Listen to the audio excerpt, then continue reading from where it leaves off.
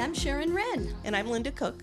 And this is QC Crime Watch. This week we're going to be taking a look at some of the stories that we've been following through the courts and talking about some new ones. And as always, we remind you that we are not attorneys, so we cannot give advice. But if you think you need an attorney, you probably do. It's one of those things. Exactly. Sharon, you have some interesting pieces today. Oh my goodness. Well, last week we started off with the Whiteside County Sheriff's Department, and we're starting back with them again because there apparently are scams going around Whiteside County. The Sheriff's Department has reported, he sent an email saying that residents are reporting being contacted by phone, email, and text messages. And we've heard this before. This is a little new. The callers pretend to be law enforcement, government agencies, utility companies, family members in distress. Victims are being pressured by the callers to send money, which we've heard of, gift cards, hand over gold and valuables. Okay, that's new. But the worst is they're telling these people that their money's not safe in the bank. Aww. So they need to withdraw everything from the bank and give it to these people for safekeeping. Oh, dear. Sheriff Booker clearly told us that no legitimate government agency, bank, or law enforcement officer will ever ask you to send money like that, especially for safekeeping. He says, if you think you've been scammed, please don't be embarrassed. These criminals are very good at what they do. That's why they're called confidence men. Ooh. Con men. Oh, there you go. Mm-hmm. Ah, that's what the That's con true. That's true. We learned something today. So, what should you do if you get one of these calls or texts? Never, ever, ever give out financial information or personal information to somebody who just calls you out of the blue. Don't buy gift cards. Don't sign cash. Don't take your money out of the bank and give it to a perfect stranger. It sounds odd that we have to talk like this, but people have been ripped off. There was an elderly woman a couple of years ago. I want to say she was taken for $800,000 because she thought Brad Pitt had reached out to her. Oh. Yeah, the Brad Pitt. Oh. So, now, your money is safe in the banks and credit unions. Bank deposits are insured by the FDIC. Credit union deposits are insured by the National Credit Union Administration. Okay. So if something happens to the bank, it goes under, your money is still safe. Okay. So what should you do if you get these calls? Hang up on any suspicious caller. Even if the caller ID says it's from your bank, they can, what they call, spoof these numbers, and it looks like a teller is calling from your bank, but it's somebody in who knows where calling. Don't open any links on any attachments you get, text, email, because it'll take you right to a website that will steal your information. Right. Possibly before you could even get off the phone. There was a report of that last week. If you think you have received one of these scam notifications in Whiteside County, call the sheriff's office at 815-772-4044. If you are not in Whiteside County and you get one of these calls, call the non-emergency number right away so they can keep up on this. You may think it's silly, but you may be the 10th call they got that day. Right. The other thing you can do, because Ollie and I did this just last week, actually, we received an email that we thought looked a little funny, so we called our bank, and it was connected to our account. It was not a scam at all, but we had not received an email that looked like that before. Right. And they were very, very patient with us and said, here's what this means and here's why you received this and this is legitimate. And then they kind of took us into our account and showed us why we got that. So it's okay to call the bank. Yeah. It's okay to ask for identification. If this is a legitimate law enforcement person or bank teller or utility worker, they have ID on them. They are supposed to show it when asked. And if they don't, I think that's when you call the police. Exactly. Now, we were talking about con men, right? Confidence men. There's an old saying, I don't know how old, probably as old as the English language itself, among criminals. And this is the saying, in chaos, there is opportunity. So if you think about that, what's going on right now?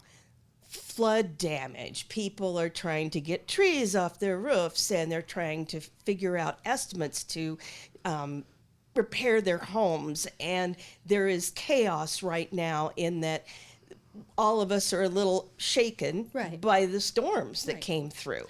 And for those who don't know, who were watching this later, last week we had an EF2 tornado in Davenport with 120-mile-an-hour winds, 500 yards wide. That was on the ground for about 7 miles.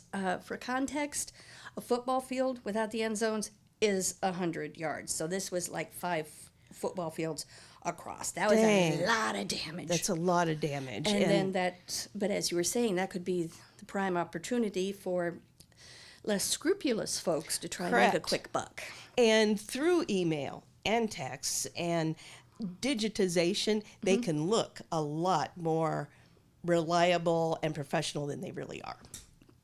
Yeah, the fake ID technology has improved since many of us were under 21. So, what you would expect to see FEMA, the Red Cross, show up at, after a disaster. Sure.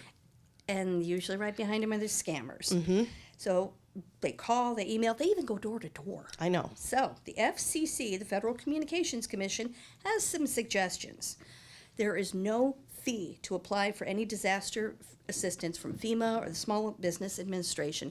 They do not ask victims for any kind of money. So nobody who's legitimately involved with any of these groups will ever ask for your financial information. If someone calls and says they're with the government, with an official, hang up and call the number that you get from that group's website. Say somebody shows up from the Social Security Administration, you go to the Social Security's website, ssa.gov, I think, and you call the number on there. If it's a legitimate person, they'll get it. That you have to verify in days like this. But they won't ask you for money. There No. is no down payment. There is no or down payment. stipend. They are not allowed to ask for money. I mean, Okay. they have to have their ID with them at all times. Some people will get calls from places that claim to be their insurance company. I'm working with your insurance company. Hang up, call your agent. Call the insurance company directly and go, this guy showed up at my house. Is this legit or not? Right. They may have hired a few extra people in a big disaster. We don't know. Another one after this time, or this sort of disaster, contractors and home improvement scams. They just pop up out of the woodwork. They may claim to partner with your insurance company. Call your insurance company and check on them. Ask if they're licensed and bonded. Look them up online. If they don't have an online presence, everybody can at least put together a Facebook page. That's true, sadly. The worst part is the charity scams. They'll say, "Oh, I'm collecting money for the victims of, the disaster on whatever date," and they may be. Some people may have good intentions. Start a GoFundMe. Maybe the victim didn't think they needed a GoFundMe, and this is just something that somebody did for them. So it's always good to check with a charity, to check on charities called, go to Charity Navigator, GuideStar, donate to well-known charities like the Red Cross, for example. Don't click on any links again. And anything you see on social media, verify it. Somebody may say, for example, I lost everything, I need clothes for my 8 kids. Okay. By the time that shows up on your feeds, somebody may have already reached out to them and taken care of the kids. Right. So it's always good to trust and verify. Right. And I think anyone who's professional won't mind you No. saying, I really need to check this and make sure. They won't mind that at all. I would not mind if anybody ever had to say call here at the station and go, does she really work here? Right. Right. Verify. Right. Verify, authenticate. Yes. Yep. So, so that's one of those, this is one of those possibilities for crime. I'm going to jump into a crime that was committed a while ago, and someone who was just sentenced, and you and I both worked on this story off and on. A Scott County jury last week returned verdicts in the double homicide case against Devin Braet Oh, yes. in Davenport. Braet was found guilty of 1 count of first-degree murder, 2 counts of assault while participating in a crime, 1 count of going armed with intent, another count of use of a dangerous weapon in the commission of a crime, 2 counts of abuse of a corpse, and second-degree arson. Now, he was found not guilty on other counts, but this is what led up to this. At first, he faced 14 charges, And this was a long trial. It was a jury trial. Well, it was a complicated case. It was. There were two defendants. That didn't help things. Right, but they were in two separate trials, and that made things even more confusing. But at first they were in one trial. I so know. It's like, what's happening? Opening statements in Devin Braet's trial started June 18. So the deliberations continued Thursday and ended Thursday. Now, he hasn't been sentenced yet, No. but he was convicted. So this happened Tuesday, January 16th, 2024. Davenport Police and Fire responded to the 5200 block of North Division Street for a report of a structure fire. And the crews arrived and they found some smoke coming from an apartment, quickly got the fire out. As they do. As they do. And then, during a search of the apartment, they found two bodies. And these two people who were found deceased, at first, of course, they thought the fire might have something to do with it. But they discovered that Braet and his co-defendant, Adriana Blake, had placed combustible materials inside the residence where the deceased victims were located. And according to police and affidavits, the two knowingly acted together to mutilate the bodies of the victims by the use of fire in an attempt to conceal the crime. So the two were taken into custody in 2024. Both these people had been shot, it turns out. Both the victims. Yes. Yeah. And Adriana Blake, whose name also is known as Prieto, was found guilty on 2 charges each of first-degree murder, first-degree robbery, assault while committing a felony, serious injury, and use of a dangerous weapon in the commission of a crime. Now, she is scheduled to be sentenced August 28th in Scott County Court, and I have not checked. I know that he is scheduled for a sentencing too. But this was one of those crimes that is almost like a movie, in that on the surface it looked like one thing, but then became another. So this is not the first story I have written like this, where a body was found at a fire, and at first the public assumes that the fire caused the death. Right. And then it turns out that the body was placed there to look like something other than a homicide. That's why they do autopsies. Exactly. Not just to find out how a person, the manner of death, like say cancer, but in crime they can find out when did this person die? Right. They were able to determine that these people had died before the fire started. Right. Right.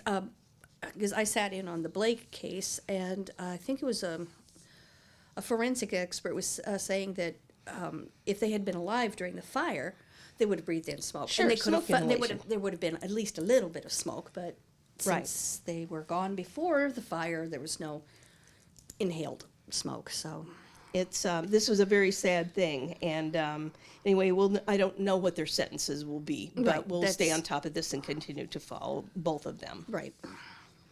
And I think you have one other story, perhaps? Nope. Okay. Well, I have you? one very short one. It's Yes. about a sentencing. This happened on July 3rd in Scott County Court. Tony Martinez, Jr. of Davenport, was sentenced after he pleaded guilty in connection with an incident at the Burlington discount store, used to be Burlington Coat Factory, Yes. in Bettendorf. He pleaded guilty to fourth-degree theft and was ordered to serve 120 days in Scott County. In Scott County Jail for time served. Now, all but 10 days were suspended, and he was placed on a year of supervised probation. So he also has a co-defendant, and she was scheduled for pretrial conferences July 11th, but she failed to appear. Oopsie. And her name, Monica Sue Barton, has a warrant out for her arrest because she did not appear July 11th as she was supposed to do. A nationwide warrant, in fact, for her arrest was issued, with the bond for the warrant set at $5,000 cash only. They don't mess around when you don't show up for court. No, they don't like that. So she and Mr. Martinez, police say, on March 23rd, about 6:25, went into the Burlington store and loaded a shopping cart full of merchandise. Barton supposedly passed the last point of sale without paying for the items and helped Martinez push the cart out, and it was full of merchandise, the items totaling $769. So there were some drugs found, white substance field tested positive for methamphetamine. And there's a little bit of history too, criminal history too. So Barton was arrested and charged with 2 counts of felony possession third and a misdemeanor count of third-degree theft. Martinez was arrested and charged with misdemeanor third-degree theft, and then he pleaded that down. So we'll see if we ever see Miss Barton again. If we do, we will be there in court when she is. And I remember writing that story because there's a city near here named Burlington. Right. So it was really hard to write about, I couldn't say, robbery at Burlington store. Then they're Right. going to go, which store in Burlington? So it gets a little confusing sometimes. In fact, when I first read it, I thought, where was the store? And then I got it that the old with the name change Right. of Burlington Coat Factory, To and then just- another Burlington in our area. Yeah. Well, but anyway, thank you for making that clear. We'll keep up on this too. And that is all the time we have this week. Join us next week for all the crimes that make you want to lock your doors at night. And do lock your doors, and your car doors specifically.